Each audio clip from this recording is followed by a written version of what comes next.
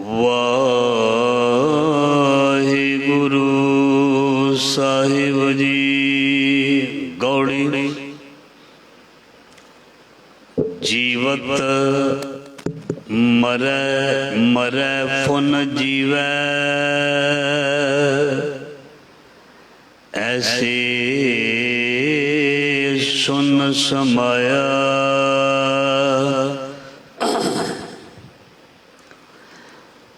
अंजन माहे निरंजन रहिया, बहुड़ ना पव जल पाया।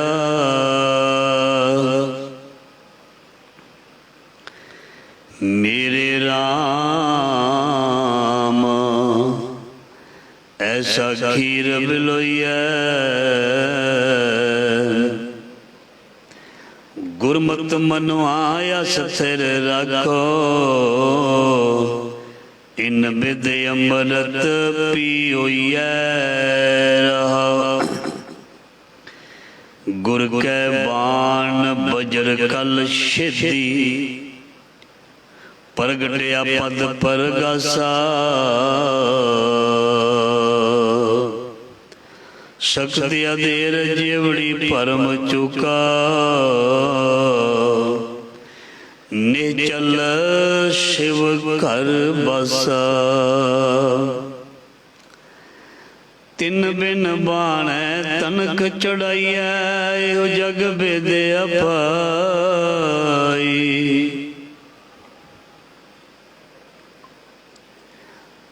दैद से मोडी पवन चुलावै, डोर रही लिवलाई। उन मन मनुआ सुन समाना, दुबदा दुर्मत भागी।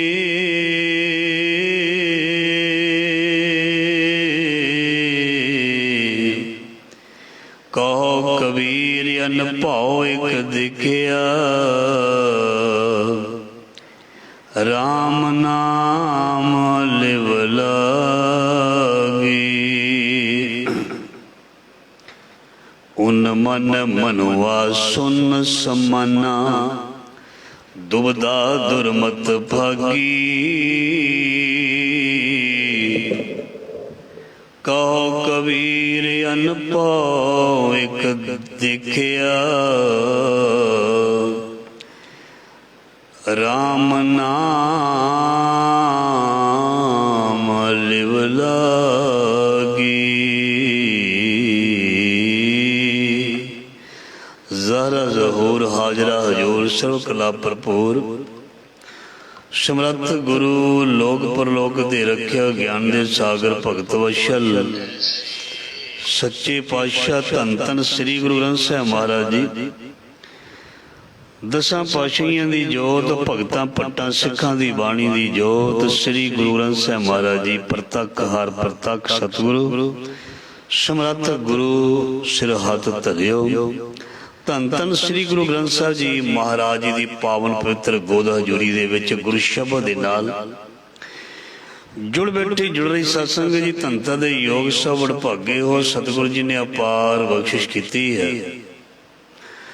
जीवन सवास बख्शे हैं, जीवन नूं लेखे विच लाउण दा समां बख्शिया। आओ शब्द दी विचार दे नाल जुड़ना, विद्या विचारी तां परोपकारी ध्यान देना, तवज्जो देनी है। प्रभु की उस्तत करो, संत मीत सावधानी एकाग्र चीत। एकाग्रता दे नाल मतलब ध्यान नूं इकट्ठा कर लेना, बन लेना, इधर उधर जान नहीं देना।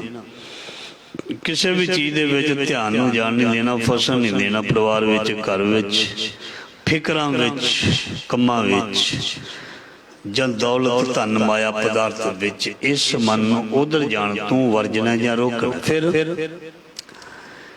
फिर गुरु साहब जी कहते ने, जिस तरह किसी की गल इस तरह बन जाए, सतगुर काज सवारिया, फिर सतगुरु जी हिरदे रूपी ग्रह दे विच आ जाते हैं, मेहर करते हैं, दया करते हैं, कृपा करते हैं और जिनको नदर करम तिनकार नानक नदरी नदर निहाल। फिर उन्हां ते किरपा जिहड़ी हुंदी है उन्हां नूं हमेशा ही परमात्मा निहाल करदा जां निहाल रखदा।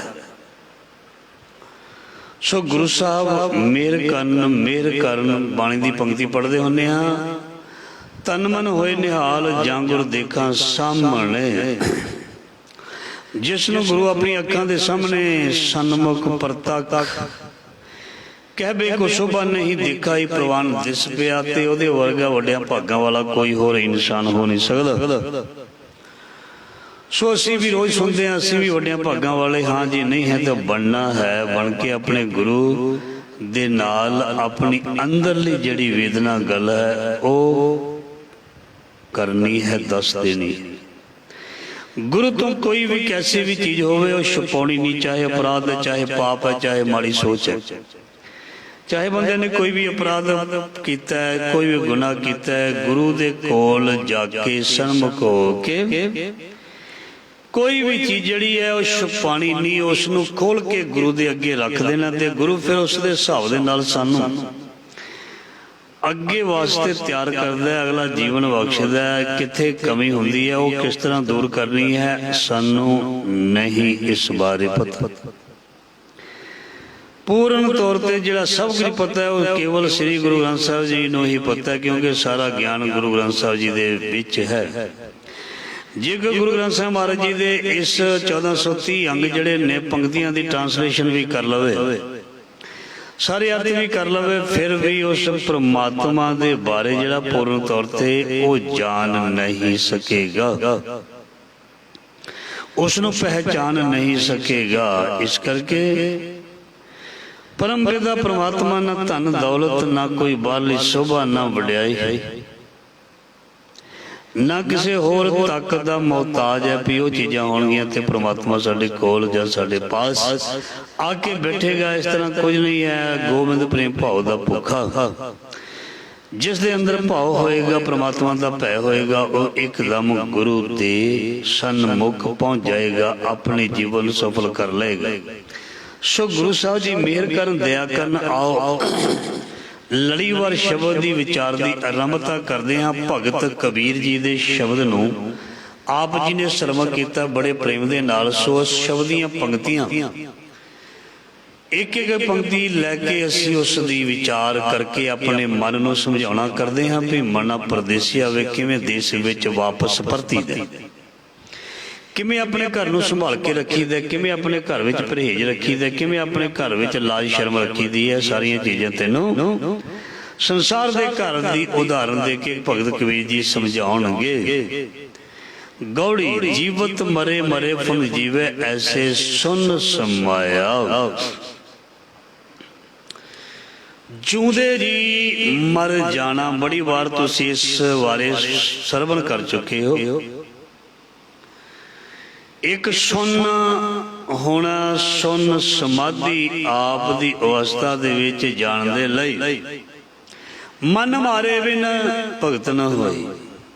अपने मन नूं मारना पैना। कदों मन नूं मारना पैना? जदों जग तों चले गए उदों नहीं, जदों तक जग विच साडे शरीर दे विच प्राण जां साह चल रहे हैं उदों तक।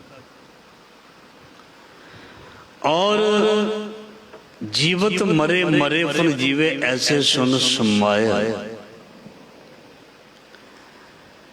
जिउंदे जी अपनियां खाछां नूं मारना जां खत्म करना, मन नूं विकारां दे फुरनियां तो रोक के रखना, एक नफशानी खाछां वल्लों मरना। ते भगत कबीर जी इस तरह लिखते हैं भी जिहड़ा इस तरह करेगा वो अपने घर दे विच रह के ही,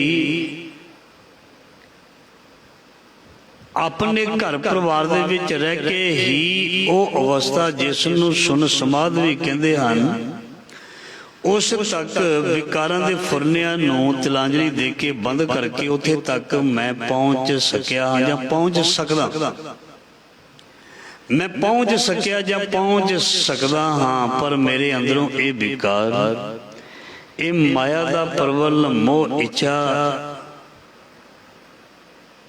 ये जिहड़ा है महाराज जी कहते इसनों नज़र अंदाज बिल्कुल इसनों खत्म करना पएगा, गुरु नूं अपने घर दे विच लिआउंदे। सो भगत कबीर जी अपनी बाणी दे विच बहुत वड्डा ज्ञान पहला सानूं प्रमाण दे के समझा रहे हैं, बाद विच असली ज्ञान भाव अर्थ राही सानूं पता लगेगा। सो अगली पंक्ति है भगत कबीर जी महाराज जी दी, जो मनुख हाँ जी पहली पंक्ति होगी, जीवत मरे मरे फुल जीवे ऐसे सुन समाया। जिहड़ा जिउंदे जी अपनी खाशां नूं मारदा इस ढंग दे नाल जिउंदा ते महाराज जी कहंदे वो वाकई सुन समाध अवस्था प्राप्त कर लैंदा। और अंजन माहे निरंजन रही है बौड़ न भोजल पाया। वो एक वो परमात्मा जिहड़ा निकलंक है, कालक तू रहत है, दाग तू रहत है, उस अंजन रहत प्रभु दे विच ही निरंजन है। ते भगत जी कहंदे ने ये परमात्मा उस तरह ही उत्थे बैठा जां टिकिया होया है जां होया सी। मेरे राम ऐसा खीर बलोई है, हे मेरे प्यारे हे मेरे राम, मैं नाम रूपी ऐसा भोजन बनावा जां मिठी चीज़ बनावा जां खीर बनावा जिहड़ी बहुत ही भजन बंदगी दे नाल सफलता दे नाल साडे घर विच आएगी। कोई भी दुनिया की चीज़ जां सफलता उस परम पिता परमात्मा की मेहर कृपा दे नाल आएगी। मेरे राम ऐसा खीर बलोई है, मैं ऐसा कोई उद्यम करा ऐसा जिवें खीर नूं लोग बहुत पसंद करते हैं। इत्थे तशबीह उदाहरण जिहड़ी है वो खीर दी दित्ती गई क्योंकि खीर बहुत पसंद होती है। सो गुरमत मनुआ आस्तर राखो इन विधि अमृत पी होई है। जी इस तरह अपने मन नूं भगत कबीर जी कहते हैं इंसान अडोल रखेगा, फिर गुरमत मनुआ अस्थिर रहो, फिर गुरु की मत जिहड़ी है तेरे अंदर सदा ही रहेगी। इन विधि अमृत पियोई है।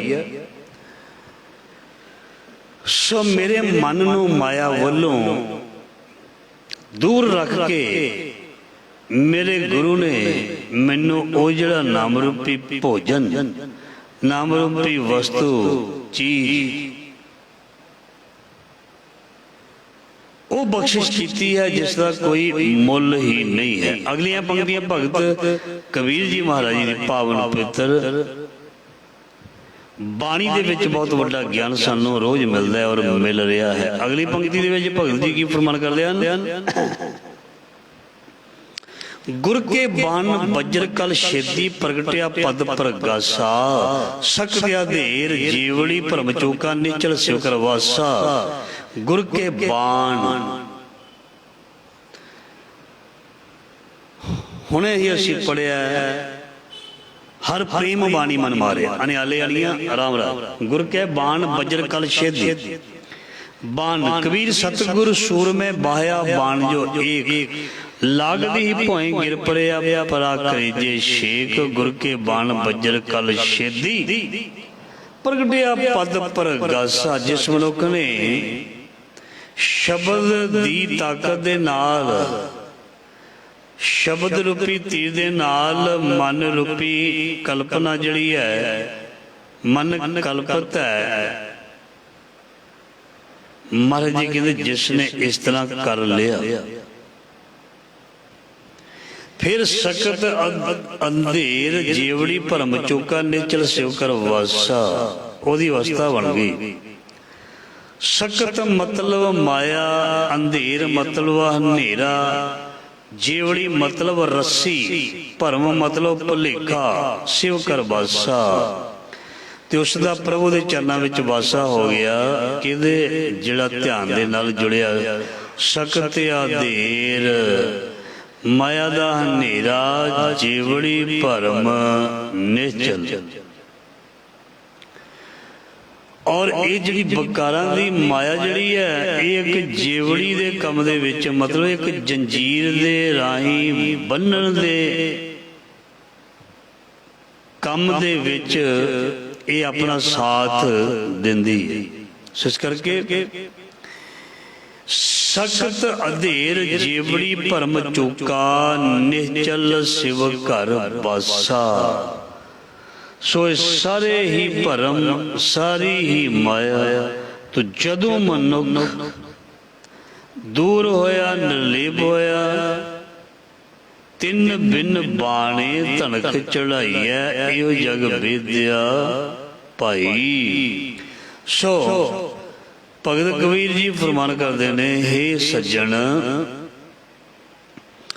ਉਸ ਮਨੁੱਖ ਦਾ ਤੀਰ ਕਮਾਨ ਮਾਨੋ ਇੱਕ ਤੀਰ ਤੋਂ ਬਿਨਾ ਕਮਾਨ ਹੈ ਤੇ ਕਮਾਨ ਚੜਾਉਣ ਤੋਂ ਬਿਨਾ ਹੀ ਕਿਸੇ ਚੀਜ਼ ਨੂੰ ਵਿੰਨ ਲਿਆ ਜਾਵੇ ਤੇ ਮਾਇਆ ਦਾ ਜੋਰ ਜਿਹੜਾ ਆਪਣੇ ਉੱਪਰ ਪੈਣਾ ਦਿੱਤਾ ਜਾਵੇ, ਇਹ ਗੱਲ ਜਿਹੜੀ ਹੈ ਬੜੀ ਔਖੀ ਹੈ ਮੰਨਣ ਵਿੱਚ। ਦਿਸ ਬੁੱਢੀ ਪਵਨ ਝਲਾਵੇ ਡੋਰ ਰਹੀ ਲਿਵ ਲਾਈ। ਦਿਸ ਦਾ ਮਤਲਬ ਹੁੰਦਾ ਦਸੀ ਥਾਈ ਦਸੀ ਪਾਸੀ। ਮਹਾਰਾਜ ਕਹਿੰਦੇ ਮਨੁੱਖ ਦੀ ਗੁੱਡੀ ਭਾਵੇਂ ਦਸਾਂ ਦਿਸ਼ਾਵਾਂ ਦੇ ਵਿੱਚ ਉੱਡਦੀ ਹੋਵੇ, ਮਨੁੱਖ ਦੀ ਸਫਲਤਾ ਦੀ ਗੁੱਡੀ ਮਾਇਆ ਕਮਾਉਣ ਵਾਲੀ ਗੁੱਡੀ ਦਿਸ ਬੁੱਢੀ ਪਵਨ ਝੁਲਾਵੇ ਡੋਰ ਰਹੀ ਲਿਵ ਲਾਏ। ਉਹ ਸਾਰੇ ਪਾਸੇ ਜਿਹੜੀ ਹੈ ਉਹ ਮਨੁੱਖ ਜਿਹੜਾ ਹੈ ਭੱਜ ਦੌੜ ਕਰਦਾ ਆਪਣੇ ਲਈ, ਆਪਣੇ ਪਰਿਵਾਰਾਂ ਦੇ ਲਈ, ਆਪਣੇ ਸੁੱਖ ਦੇ ਲਈ, ਆਪਣੀ ਸ਼ਾਂਤੀ ਦੇ ਲਈ ਮਨੁੱਖ ਦੌੜ ਲਾਉਂਦਾ, ਭੱਜ ਦੌੜ ਕਰਦਾ ਹੈ। ਦਿਸ ਬੁੱਢੀ ਪਵਨ ਝੁਲਾਵੇ ਡੋਰ ਰਹੀ ਲਿਵ ਲਾਈ। ਸੋ ਇਹਨਾਂ ਚੀਜ਼ਾਂ ਦੀ ਪ੍ਰਾਪਤੀ ਦੇ ਲਈ ਪ੍ਰਮਾਤਮਾ ਦੇ ਨਾਲ ਆਪਣੀ ਡੋਰ ਨੂੰ ਲਗਾਉਂਦਾ ਹੈ ਜਾਂ ਉਸ ਨੂੰ ਸਮਝਦਾ ਹੈ। ਉਨ ਮਨ ਮਨੁਆ ਸੁਨ ਸਮਾਨਾ ਦੁਬਦਾ ਦੁਰਮਤ ਭਾਗੀ। ਉਨ ਮਨ ਮਤਲਬ ਇੱਕ ਅਵਸਥਾ ਨੂੰ ਕਿਹਾ ਬਿਰਹੋਂ ਦੀ ਕਹਿ ਦਈਏ, ਬਰਾਗ ਦੀ ਕਹਿ ਲਈਏ, ਮਿਲਾਪ ਦੀ ਕਹਿ ਲਈਏ, ਸੁਨ ਹੋ ਜਾਣਾ ਇਹ ਕਹਿ ਲਈਏ, ਦੁਨੀਆ ਦਾ ਗਿਆਨ ਇਹ ਕਹਿ ਲਈਏ। ਇਹ ਸਾਰੀਆਂ ਚੀਜ਼ਾਂ ਨੇ ਭਗਤ ਜੀ ਦੀ ਬਾਣੀ ਦੱਸਦੀ ਹੈ ਇਹ ਆਪਣੇ ਰੱਬ ਗੁਰੂ ਤੋਂ ਬਿਨਾਂ ਹਾਸਲ ਨਹੀਂ ਹੁੰਦੀਆਂ। ਉਨ ਮਨ ਮਨਵਾ ਸੁਨ ਸਮਾਨਾ ਮਤਲਬ ਵੀ ਬਿਰਹੋਂ ਦੀ ਅਵਸਥਾ, ਪ੍ਰਭੂ ਨੂੰ ਮਿਲਣ ਦੀ ਬੇਤਾਬ ਇੱਛਾ, ਪ੍ਰਮਾਤਮਾ ਨੂੰ ਮਿਲਣ ਦੀ ਬੇਤਾਬ ਇੱਛਾ, ਤੇ ਇਹ ਜਿਹੜੀ ਹੈ ਫਿਰ ਦੁਬਦਾ ਦੁਰਮਤ ਭਾਗੀ। ਇਹ ਦੁਬਦਾ ਦੁਰਮਤ ਨੂੰ ਬਿਲਕੁਲ ਮੰਨਦੀ ਨਹੀਂ, ਇਸ ਨੂੰ ਦੂਰ ਭਜਾਉਂਦੀ ਹੈ। ਸੋ ਮਹਾਰਾਜ ਜੀ ਦੀ ਬਾਣੀ ਸਾਨੂੰ ਬਹੁਤ ਵੱਡਾ ਗਿਆਨ ਦੇ ਰਹੀ ਹੈ। ਸੋ ਆਖਰੀ ਪੰਕਤੀਆਂ ਹਨ, ਕਹੋ ਕਬੀਰ ਅਨ ਭਉ ਇੱਕ ਦੇਖਿਆ RAM ਨਾਮ ਲਿਵ ਲਾਗੀ। ਭਗਤ ਕਬੀਰ ਜੀ ਕਹਿੰਦੇ ਮੈਂ ਅੰਦਰੋਂ ਹੀ ਇੱਕ ਨਾ ਵੱਖਰੀ ਜਿਹੀ ਚੀਜ਼ ਵੇਖੀ ਜਿਹੜੀ ਕਦੀ ਵੇਖੀ ਨਹੀਂ ਸੀ। ਅਨਭਉ ਇੱਕ ਦੇਖਿਆ, ਮੈਂ ਆਪਣੇ ਅੰਦਰ ਹੀ ਇੱਕ ਗਿਆਨ ਪੈਦਾ ਹੋਇਆ ਦੇਖਿਆ। ਇੱਕ ਬਹੁਤ ਵੱਡਾ ਬਹੁਤ ਪਿਆਰਾ ਗਿਆਨ ਜਿਹੜਾ ਸੀ ਉਹ ਮੈਂ ਵੇਖਿਆ, ਮੈਨੂੰ ਗੁਰੂ ਨੇ ਵਿਖਾਇਆ ਤਾਂ ਮੈਂ ਵੇਖਿਆ। ਜਦੋਂ ਗਿਆਨ ਦੇ ਨਾਲ ਸਭ ਕੁਝ ਵੇਖਿਆ ਤੇ ਕਹਿੰਦੇ ਫਿਰ ਸਭ ਕੁਝ ਬਦਲ ਗਿਆ, ਸਭ ਕੁਝ ਹਟ ਗਿਆ, ਸਭ ਕੁਝ ਦੂਰ ਚਲਾ ਗਿਆ ਔਰ ਗੁਰੂ ਦੀ ਕਿਰਪਾ ਜਿਹੜੀ ਹੈ ਉਹ ਲਾਗੇ ਹੋ ਗਈ, ਨੇੜੇ ਹੋ ਗਈ, ਨਜ਼ਦੀਕ ਆ ਗਈ। ਸੋ ਇਸ ਕਰਕੇ ਉਸ ਸੁਨ ਸਮਾਧ ਦੀ ਅਵਸਥਾ ਜਿਹੜੀ ਬਹੁਤ ਵੱਡੀ ਹੈ। ਤੇ ਭਗਤ ਇਸ ਅਵਸਥਾ ਤੱਕ ਪਹੁੰਚੇ ਤੇ ਇਸ ਨੂੰ ਪ੍ਰਾਪਤ ਕੀਤਾ ਤੇ ਸਾਨੂੰ ਵੀ ਜਿਹੜੀ ਹੈ ਗੁਰਬਾਣੀ ਰਾਹੀਂ ਵਿਦਿਆ ਵਿਚਾਰ ਕੇ ਉਸ ਤੇ ਅਮਲ ਕਰਨ ਨੂੰ ਸਾਡੇ ਗੁਰੂਆਂ ਨੇ, ਸਾਡੇ ਭਗਤਾਂ ਨੇ ਸਾਨੂੰ ਆਖਿਆ। ਸੋ ਇਸ ਕਰਕੇ ਬਾਣੀ ਦੇ ਉੱਪਰ ਗੌਰ ਕਰਨਾ, ਸ਼ਬਦ ਦੇ ਉੱਪਰ ਗੌਰ ਕਰਨਾ, ਸ਼ਬਦ ਦੇ ਭਾਵ ਨੂੰ ਸਮਝਣਾ ਇੱਕ ਬਹੁਤ ਵੱਡਾ ਗਿਆਨ ਹੈ, ਬਹੁਤ ਵੱਡੀ ਪ੍ਰਾਪਤੀ ਹੈ। ਇਸ ਨਾਲ ਸਮਝ ਲੱਗਦੀ ਹੈ, ਜਿਸ ਨੂੰ ਸਮਝ ਲੱਗ ਜਾਂਦੀ ਹੈ ਉਹ ਆਪਣਾ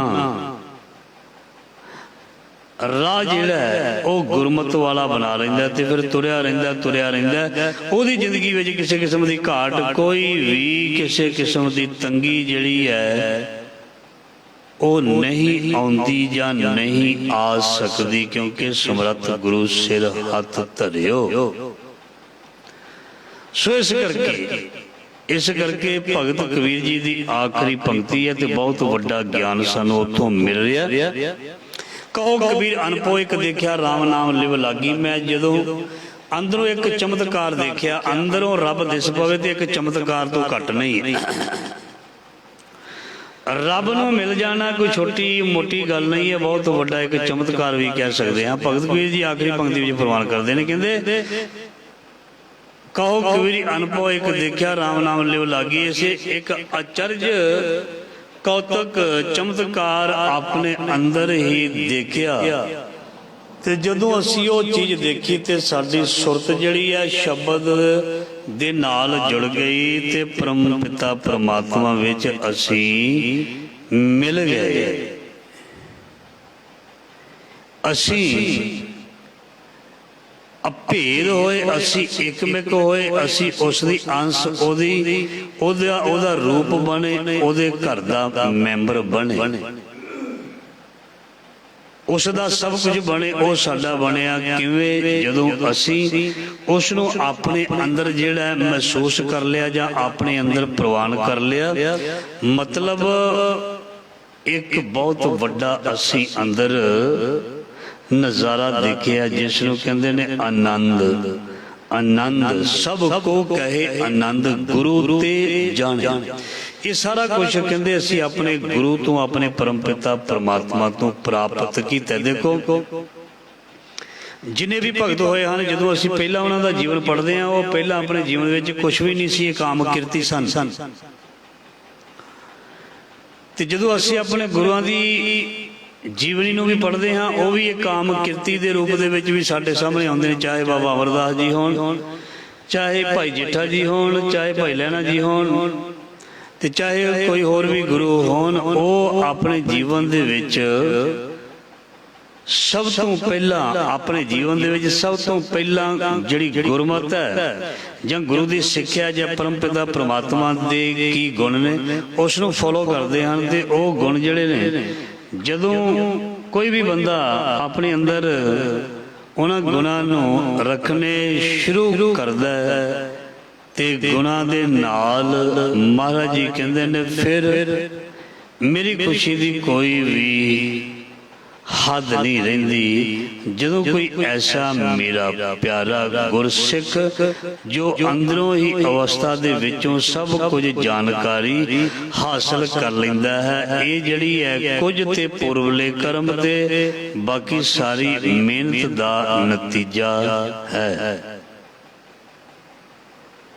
ਸੋ ਇਸ ਕਰਕੇ ਸਤਸੰਗ ਦੀ ਬਾਣੀ ਦੀ ਪੰਕਤੀ ਆ ਰਹੀ ਹੈ, ਕਹਿੰਦੇ ਜਿਨੀ ਨਾਮ ਧਿਆਇਆ ਗਏ ਮੁਸ਼ਕਲ ਕਾਲ ਨਾਨਕ ਦੇ ਮੁਖ ਉਜਲੇ ਕੀਤੀ ਛੁੱਟੀ ਨਾਲ। ਸੋ ਮਿਹਨਤ ਮੁਸ਼ੱਕਤ ਦੇ ਨਾਲ ਅੰਦਰੋਂ ਮਿਹਨਤ ਮੁਸ਼ੱਕਤ ਕਰਨ ਦੇ ਨਾਲ ਇੱਥੋਂ ਤੱਕ ਬਾਣੀ ਵਿੱਚ ਲਿਖਿਆ ਵੀ ਸਾਨੂੰ 10ਵਾਂ ਜਿਹੜਾ ਗੁਪਤ ਰਖਾਇਆ ਲਿਖਿਆ ਸੀ ਨਾ, ਗੁਰੂ ਦੁਆਰੇ ਲਾਈ ਭਾਵਨੀ ਇੱਕ ਨਾ 10ਵਾਂ ਦੁਆਰ ਦਿਖਾਇਆ। ਜਦੋਂ ਗੁਰੂ ਦੇ ਨਾਲ ਭਾਵਨਾ ਦੇ ਨਾਲ ਪ੍ਰੇਮ ਕੀਤਾ ਤੇ ਗੁਰੂ ਨੇ ਵੀ ਉਸ ਪ੍ਰੇਮ ਦੇ ਬਦਲੇ ਬਹੁਤ ਕੁਝ ਕੀਤਾ। ਜਿਨ ਮਾਨਸ ਤੇ ਦੇਵਤੇ ਕੀਏ ਕਰਤ ਨ ਲਾਗੀ ਵਾਰ, ਜੇ ਸੋ चंदा उगवै सूरज चढ़े हजार, इते चन्न होंदियां गुरबिन घोरे अंधार। गुरु ने इस तरह की आत्मक अवस्था, इस तरह का आनंद दे दिता ते असीं हमेशा उस परम पिता परमात्मा दे गोले दास, उसदे बच्चे, उसदे घर दे मैंबर तक, उसदे घर दे मैंबरां तो उपर उहदा रूप तक बन गए। ये पर कदों ये वस्तु प्राप्त होई? जदों किसी ने सत्संग जी सत्संग किया, किसी सतपुरख दे कोल बैठे ते फिर जीवन दे विच असल ते नकल दा पता लग्या। सो भगत कबीर जी दियां ये बहुत ही प्यारियां पंक्तियां जिहड़ियां सन, जो सानू उन्हां ने श्रवण करवाया। बहुत ही प्यारियां पंक्तियां। इस करके भगतां दे बारे में पहला विचार की, जिन्ने भी भगत होए हैं उन्हां दा पहला जीवन एक आम किरती वाला होया ते फिर जदों उन्होंने नाम का रंग लगन लग्या, नाम की समझ लगन लगी। वैसे उन्होंने पहला ही ऑलरेडी होंदी है, पर फिर भी सानू दिखाने दे लई वो फट्टी लिखते हैं, वो कलम चलाते हैं, वो दहात में शही पाते हैं, वो हर एक दे नाल विचरदे ने, दूजे नूं रब नाल जोड़न दे लई कई बार निंदिया भी कराउंदे ने, गालां भी खांदे ने, पर वो दुनिया की परवाह नहीं करते, वो तुरदे रहिंदे ने, क्योंकि उन्हां दी मंजिल तक पहुंचण दा जिहड़ा निशाना वो खराब हो सकदा जे वो किसी नाल उलझ जाण, जे वो रुक जाण ते उन्हां दा जीवन दा वो जिहड़ा कीमती समा जिहड़ा वो सफल नहीं हो सकता, सफलता प्राप्त नहीं हो सकती। इस करके वह बाणी सानू कहती है, भावें तू कोई भी है, गरीब है, अमीर है, निर्धन है, धनवान है, भावें कोई भी है, तू किसी किस्म का फिक्र ना कर। गोबिंद गोबिंद गोबिंद संग नाम दियो मन लीना, आड़ दाम को शिपरो होयो लखीना, बुना तन्ना त्याग के प्रीत चरण कबीरा, नीच कुला जलाहरा भयो गुणी गहीरा, रविदास ढवंता ढोर नीत तिन त्यागी माया, प्रगट हुआ साध संग हर दर्शन पाया, ए विद सुन के जाटरो उठ भगती लागा, मिले प्रतख गुसाइयां धन्ना वड भागा। सो महाराज जी ने बाणी विच लिखिया, एक दिन ऐसा आ गया, एक दिन ऐसा आ गया भई उन्हां भगतां नूं जिहड़ा गुरु ग्रंथ साहिब मतलब उस समय आदि ग्रंथ साहिब दे विच बहुत उच्ची पदवी, बहुत वड्डा रुतबा प्राप्त होया। ऐसी लाल तुझ बिन कौन करे, गरीब निवाज गुसैया मेरा माथे छतत रे। उस परम पिता परमात्मा ने सानू आम तो खास बना लिया, जिन्हां दी कीमत कौडियां विच नहीं सी पैंदी, उन्हां नूं लोग हुण दर्शन देंदे लई लाइनां दे विच खड़ जांदे हन। सो बाणी सानू गाइड करदी है, बाणी सानू राह दंदी है, बाणी सानू सुख दिंदी है, बाणी सानू आनंद दिंदी है, बाणी सानू भुल्ले भटकियां नूं राहे पाउंदी है। ये भुल्ले भटकियां नूं राहे उदों पाउंदी है जदों असीं शब्द दे नाल ध्यान दे नाल जुड़दे हां। विचार नूं केवल प्राप्त नहीं करना, विचार ते असी मैं तुसी सारिਆਂ ने अमल करना है, तां जो साडे विचारां राही उस विधाता तक पहुंचिया जा सके। सो भगत कबीर जी की बाणी बड़ी प्यारी चल रही है कई रोज तो। सो अज का जो शब्द सी इहदी आखिरी पंक्ति भी आप जी दे नाल साझी कर लई है। सो गुरबाणी दी जिहड़ी है ना सत्संग दी व्याख्या, गुरबाणी की जिहड़ी ट्रांसलेशन है जां गुरबाणी के जिहड़े भाव अर्थ हैं, जे मैं कहां मैं तुहानूं पूर्ण तौर पर सुना दिते तो कदी नहीं हो सकता। ये पूर्ण ज्ञान नहीं है। आने वाले समय दे विच पता नहीं किन्ने रब दे प्यारे आउणगे जो इस ज्ञान की होर डूंघाई तक जाणगे, खोज करनगे और सानू होर वधिया रोज नवे तो नवा साहिब मेरा नीत नवा सदा सदा दाता नवी नवी विचार जिहड़ी सुनन नूं मिलेगी। इस करके बाणी नूं लिखिया अगाध बोध बेअंत। इस दी गहराई नूं मापिया नहीं जा सकता, जिन्ना मर्जी को कोशिश कर ले इस दी गहराई नो कोई भी माप नहीं सकता, कोई भी तोल नहीं सकता, क्योंकि तू बेअंत को विरला जाने। सो इसलिए सत्संग जी गुरु साहब जी मेहर करन अपने जीवन नूं सौखा करने दे लई गुरबाणी दे विचारां नूं सानू फॉलो करना पएगा।